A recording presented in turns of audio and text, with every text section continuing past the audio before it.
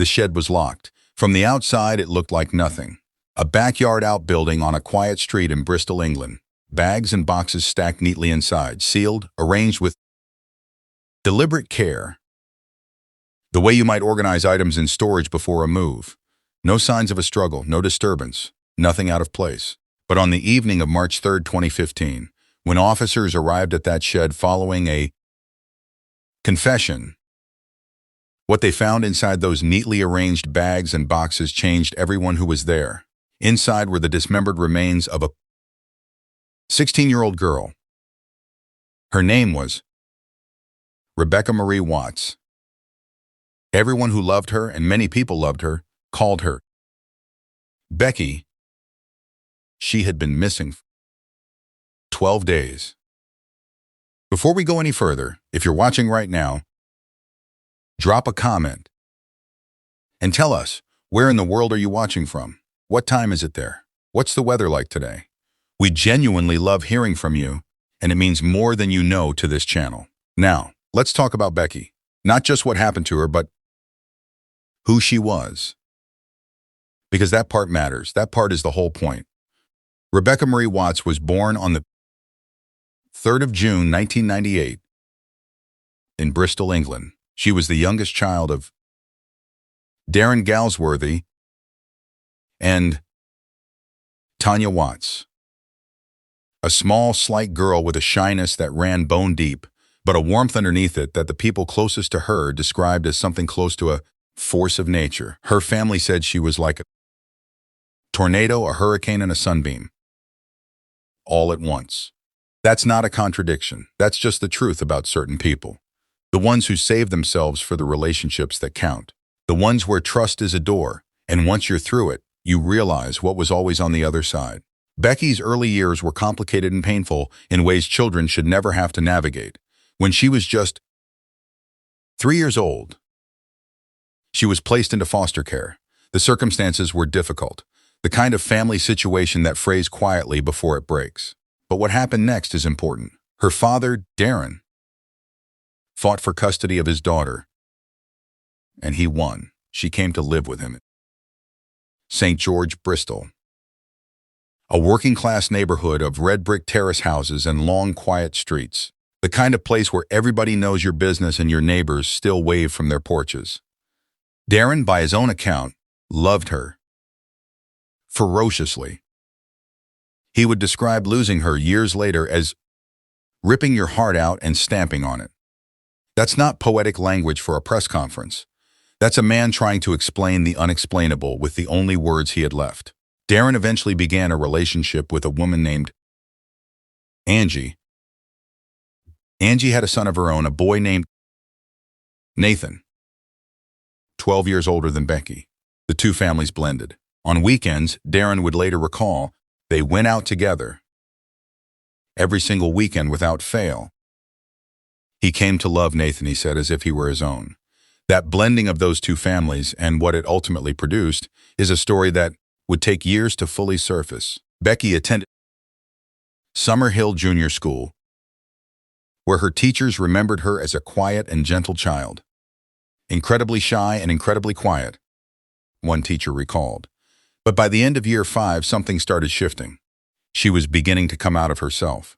The difficulties that came with adolescence were serious.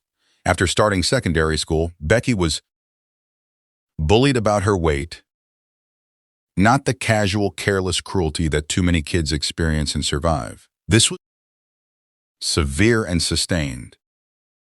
By the time she was referred to Child and Adolescent Mental Health Services in 2011, she had developed anorexia nervosa. At her lowest point, Becky weighed just 6 stone, less than 85 pounds. She couldn't attend school. Being in groups caused her such acute anxiety that she was, for a period, educated in a hospital setting. Think about that. A 13-year-old girl learning in a hospital because the outside world had become too much. And yet, and this is what you need to understand about Becky Watts, she fought back quietly, determinedly, in the way she did everything. By March of 2013, she was back to a healthy weight. A doctor who discharged her from CAMS noted in her records that she was happy and joyful. During her time in the hospital setting, she had made friends, including a girl named Courtney Bicker, who would become her best friend. The family called the two of them the Three Amigos. By late 2014, Becky was getting there. She had enrolled at KTS training in Bristol to complete her GCSEs. Her stepmother Angie described her as becoming really fashion conscious, developing her own style and always looking immaculate. She had a boyfriend. His name was Luke Oberhansley, and they had been together since November 2014. He later said he was not even aware Becky had ever had any anxieties. To him, she always seemed happy. Angie, who had raised Becky as her own daughter, described her simply. Two different people. Shy on the outside, exuberant with the people she loved. We were inseparable, Angie said. Music shifts, slightly more tense but subtle. We're still in the warmth of Becky's life, but something is beginning to change. On the evening of February 18, 2015, Becky went to a Skittles night at Barton Hill Rugby Club. If you're not familiar, Skittles nights in England are social events at local clubs, community evenings, the kind of thing families and friends go to. Nothing dramatic, nothing unusual. Becky stayed overnight with a friend. By all accounts, she was relaxed and cheerful. Her friend, Adam Dancy, 17 years old, would later describe her last hours in words that are almost unbearable to read now. Really happy. We were just messing about, really laughing. The following morning, February 19, 2015, Becky was dropped home at Crown Hill at around 8 a.m. She was planning to catch up on some sleep, a normal Thursday morning, a teenager sleeping in after a night out with friends. There is no way she could have known what was waiting. At approximately 11 a.m., her stepmother Angie, who suffered from multiple sclerosis, left the family home on Crown Hill for a hospital appointment. Before she left, she arranged for a key to be left outside for someone who planned to visit. That someone was her son, Nathan Matthews. Just 3 minutes after Angie left at 11:03 a.m., Becky sent a text message to a friend, routine, unremarkable. The kind of text you send 100 times without thinking. It was the last time anyone heard from her. Music drops. Silence. Matthews and his girlfriend, Shauna Phillips, arrived at Crown Hill shortly after. What happened inside that house was later established through forensic evidence, phone records, CCTV footage, and Matthews' own admissions under police questioning. Becky was suffocated in her bedroom. According to the prosecution, she fought for her life. She was then stabbed 15 times. Matthews had told investigators that he brought with him a large bag. Inside it, a stun gun, handcuffs, tape, a mask. He claimed he had called Angie earlier that day because he was angry about what he described as Becky's treatment of her stepmother, that she was treating her like dirt, that she was endangering Angie's health. His stated intention, he would tell the court, was simply to frighten her, to teach her a lesson. The prosecution at Bristol Crown Court would reject that account from the very beginning. They described it, from the outset, as a sexually motivated killing. Evidence recovered from phones and computers belonging to both Matthews and Phillips confirmed, in the prosecution's words, shared sexual interest in teenage and petite girls. Becky was 16 years old. She was small, she was slight, she was in the cruelest possible way exactly what they had been looking for. Angie returned home at around 12:45 p.m. Nathan Matthews and Shauna Phillips were still there. They stayed that afternoon. They stayed as other family members came home. They stayed when Becky's boyfriend, Luke, arrived that evening asking where she was and was told they didn't think she was in. Just after 8 p.m., Matthews and Phillips left Crown Hill. They drove back to their home on Cotton Mill Lane, Barton Hill. Becky's body was in the boot of the car. Pause. That night, they ordered a takeaway, made phone calls, watched television. Let that settle for a moment, because this is not a detail that should pass quickly. A 16-year-old girl, a girl whose father loved her ferociously, whose best friend called her one of the three amigos, whose boyfriend thought she always seemed happy, was in the back of a car outside a house in Bristol. And the two people responsible for putting her there were inside, watching TV and waiting for their food to be delivered. The calculation in this case is not just forensic, it is human, and it is one of the most chilling things about it. What followed over the next several days was methodical. On February 20th, the day after Becky was killed, Matthews was captured on CCTV at 1:51 p.m. at a B&Q store in Horfield purchasing circular power saw, a face mask, goggles, gloves.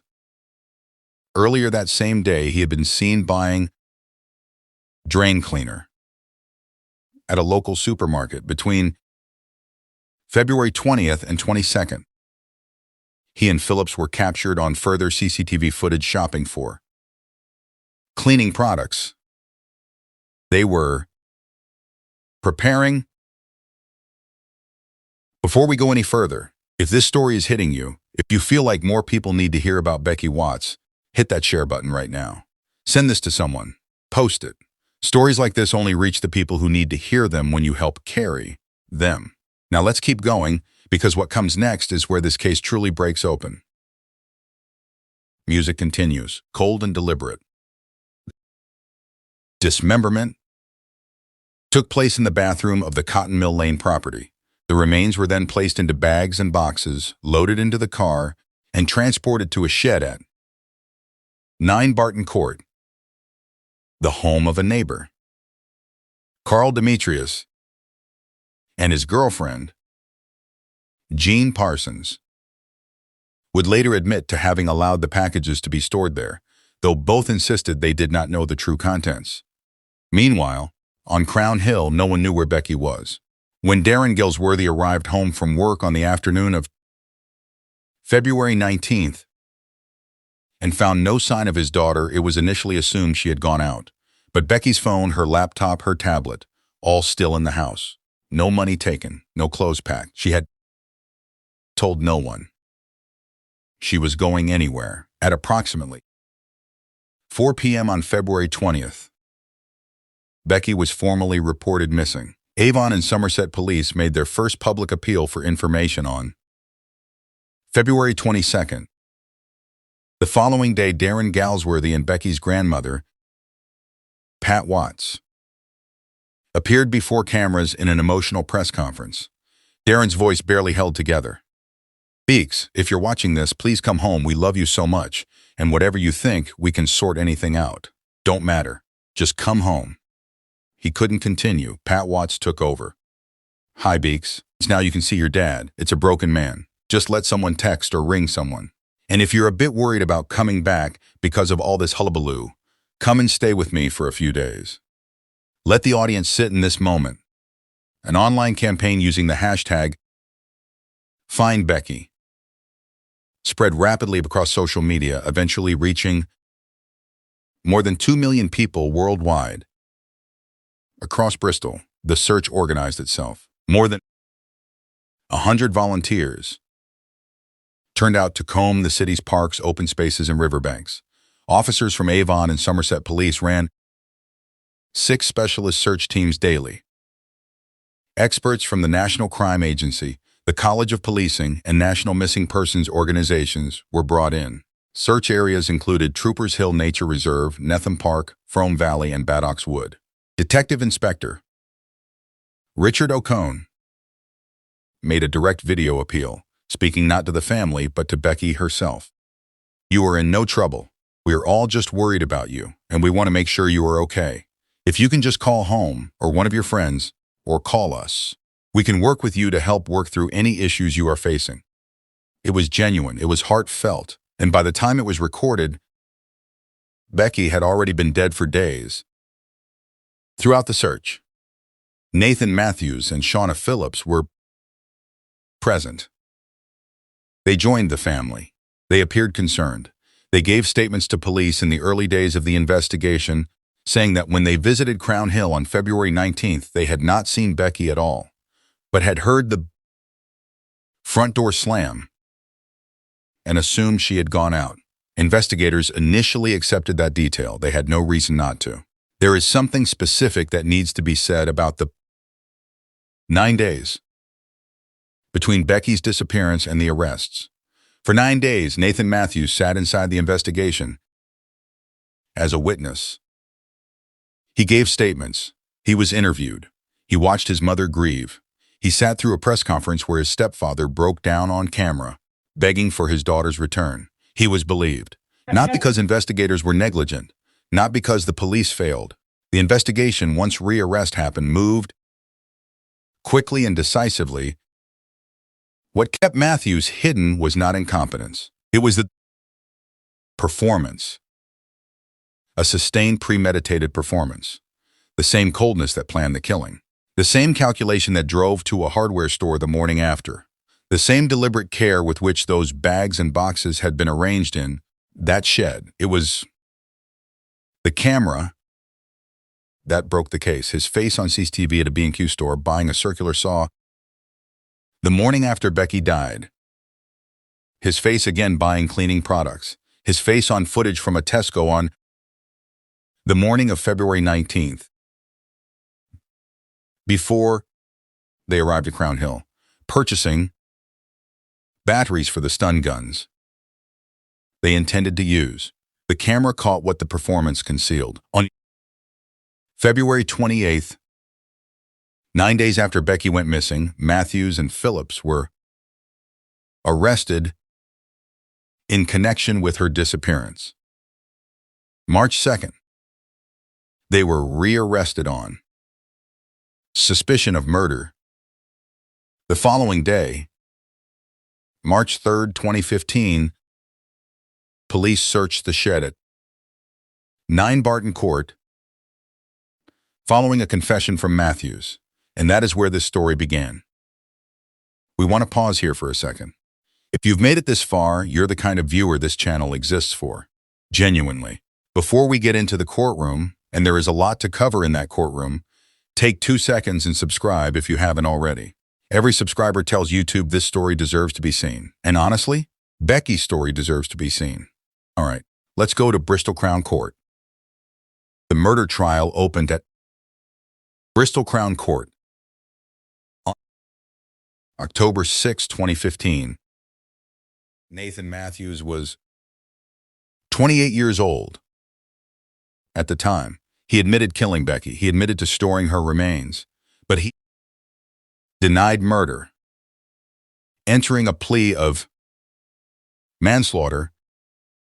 His account, the account he offered to the jury, was this: he had intended only to kidnap and frighten his stepsister. The bag, the stun gun, the handcuffs, the tape, tools of intimidation, he said, not of killing. The death, he claimed, had been accidental. Shauna Phillips, 21 years old at the time of the trial, denied all charges opening for the prosecution. William Mousley, QC, described to the court what the evidence showed had happened in Becky's bedroom on Crown Hill. She was suffocated, despite her fighting for her life. There followed a deliberate, carefully planned, and grotesquely executed plan to cover up her killing. Becky's mother, Tanya Watts, left the courtroom in tears as Mousley detailed what the prosecution alleged had taken place. The prosecution built their case on 4 pillars. First, CCTV footage. The footage of Matthews purchasing a circular saw, cleaning products, goggles, and gloves, all in the hours and days following the killing, was devastating, not just because it placed him at those stores, but because of the Timing. Because of the list. A man who had accidentally killed his stepsister in a moment of panic does not walk calmly into a hardware store the next morning and purchase a power saw. Second, DNA evidence. Both Matthews and Phillips's DNA profiles were recovered from items found in the shed, in direct proximity to Becky's remains. Third, digital evidence. Investigators examined phones and computers belonging to both defendants. What they found confirmed a shared documented sexual interest in teenage and petite girls. This wasn't a one-time search. It had built up over time. It formed, the prosecution argued, the entire motive for the crime. Fourth, forensic analysis. Expert testimony confirmed that the level and nature of the dismemberment suggested the involvement of two people. One person alone would have found it significantly harder. Matthews' defense pushed hard for manslaughter. They argued the kidnapping plan had gone wrong. They leaned on the accidental framing. The jury was not persuaded. In just 3 hours and 27 minutes, they rejected the manslaughter plea entirely. November 11, 2015, Nathan Matthews was found guilty of murder. Shauna Phillips was found guilty of manslaughter. Both were also convicted on additional charges. Conspiracy to kidnap, perverting the course of justice, preventing a lawful burial, and possession of illegal stun guns. Sentencing took place 2 days later on November 13th. Judge Justice Dingemans, visibly emotional as he reached the end of his remarks, spoke directly to Matthews. The evidence, he said, made clear that the planned kidnapping was sexually motivated. He described Matthews as fixated on petite teenage girls. He noted that Phillips had been convinced to join in. He acknowledged the extraordinary composure of Becky's family through what he called terrible circumstances. Matthews received a life sentence with a minimum term of 33 years before he could be considered for parole. Phillips received 17 years. Both appealed in June 2016. The Court of Appeal dismissed both appeals. The judges found no reasonable argument that the convictions were unsafe or that the sentences were excessive. James Ireland and Donovan Demetrius, two other individuals questioned during the investigation, were cleared of involvement. Carl Demetrius, who had allowed the packages to be stored in his shed, received 2 years. His girlfriend, Jean Parsons, who owned the property, was sentenced to 16 months. There is a detail buried in the sentencing remarks that received less attention than it deserved when this case hit the headlines. Justice Dingemans noted that Matthews's minimum term included consideration of the fact that he was, in the court's language, of previous good character. That is legal terminology for no prior convictions. Under sentencing guidelines, a clean criminal record is treated as a mitigating factor.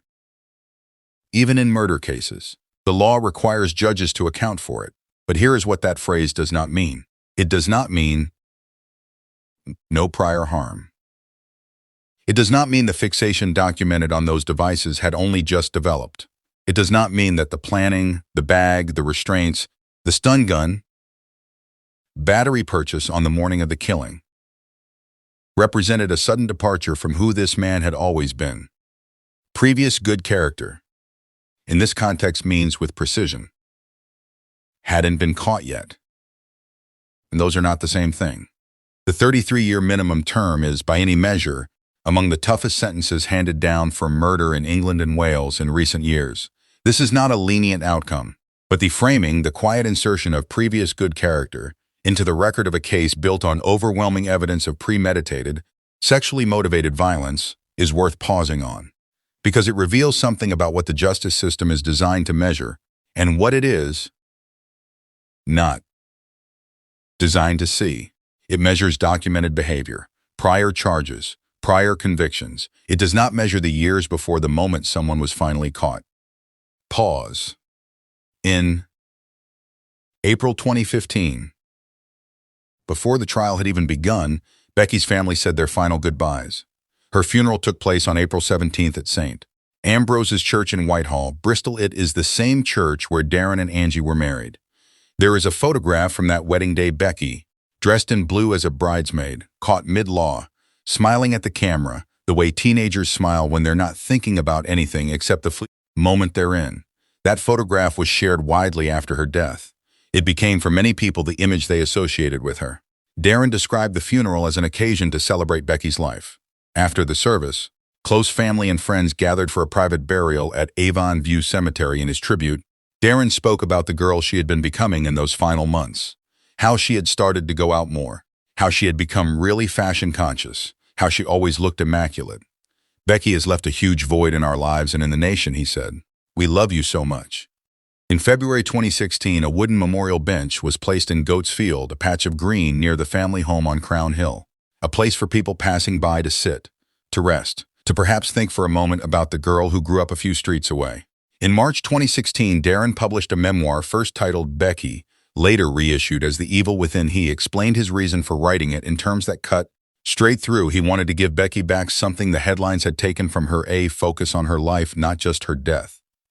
After the verdict, Becky's mother Tanya, her grandmother Pat, and her brother Danny stood outside Bristol Crown Court and spoke to the waiting cameras. They asked the world to remember one thing: we loved Becky. She was a beautiful, happy, funny, fiercely caring, loyal, and witty girl. She came into your life and made you feel alive. And then in a moment that says something lasting about who these people are, they turned their grief outward. They spoke not just about their daughter, but to every parent watching. Listen to your kids. Don't ignore or dismiss what they're trying to say. If they're worried about something, take the time to listen. If they're struggling, show up music. Quiet, reflective, not mournful, but meaningful. Becky Watts was 16 years old. She had survived being placed in foster care. She had survived bullying so severe it stole years of her childhood. She had survived anorexia that brought her weight down to 6 stone and took her out of school and into a hospital. She had come back from all of it quietly, determinedly, in the way she did everything. She was getting there. She had a boyfriend who made her happy, a best friend who knew her completely, a father who described loving her the way some people describe breathing, like it was simply what he did. She was fashion conscious and growing into herself and making plans the way 16-year-olds are supposed to. And then she was killed, not by a stranger, not by someone she had reason to fear, but by someone who had sat at the same dinner table, someone who had been present at the same birthdays, the same weekend outings her dad remembered with such heartbreaking fondness, someone the family had welcomed in. That is the part of this case that stays with you. Not just the brutality, though the brutality was real and documented and should not be minimized, but the proximity, the performance, the ability to sit in a room with grieving people and sustain a lie with the same premeditation that had gone into everything else. There is no comfort at the end of a story like this. There is no resolution that makes it okay. A girl is gone. Her father carries a wound that, in his own words, will never fully close. What there is, what there can be, is witness. This channel exists to bear witness, to tell the stories that deserve to be told, to say the names that deserve to be said. Becky Watts, born June 3rd, 1998. Bristol, England. A tornado, a hurricane, and a sunbeam all at once. If you've made it to the end of this video, you already know this isn't the kind of channel that does this lightly. Every story we cover here is real. Every name belongs to a real person.